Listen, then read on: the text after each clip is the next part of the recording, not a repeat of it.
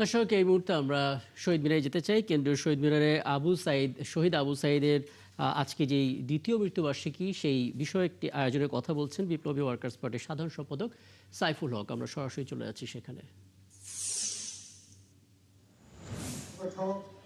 পার্টির সদস্য শহীদ বদিউজ্জামান এবং শহীদ আব্দুল লতিফ, তারাও পুলিশের গুলিতে তারাও নিহত হয়েছিলেন।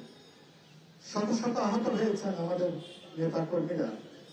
আমি সকল শহীদদের প্রতি আজকে সর্বোচ্চ শ্রদ্ধা জানাই এবং শহীদ পরিবারগুলোর প্রতি গভীর সমবেদনা জ্ঞাপন করি। এবং খুবই দুর্ভাগ্য, 2 বছর পার হয়েছে, এখনো পর্যন্ত আমরা জুলাই আগস্ট আন্দোলনের অভ্যুত্থানের শহীদদের পূর্ণাঙ্গ তালিকা এখনো পর্যন্ত প্রণয়ন করতে পারি নাই।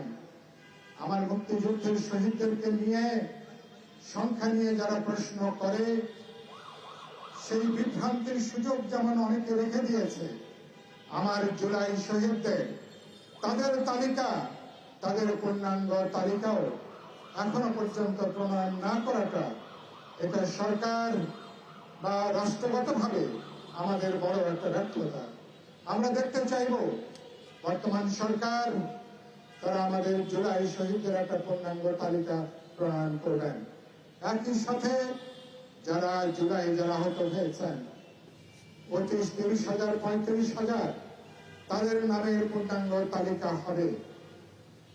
আমি যখন আজকে আপনার এখানে যখন আমরা শহীদ এখানে সমাবেশ করছি, তখনও পর্যন্ত অনেকেই পঙ্গু অবস্থায় ভুকে ভুকে তারা জীবন কাটাচ্ছেন। সরকার কেন্দ্রীয় শহীদ মিনারে আমরা এতক্ষণ ছিলাম এবং শহীদ আবু সাঈদের দ্বিতীয় মৃত্যুবার্ষিকী উপলক্ষে যেই আয়োজন চলছে, সেই আয়োজনের কথা বলছিলেন বিপ্লবী ওয়ার্কার্স পার্টির সাধারণ সম্পাদক সাইফুল হক।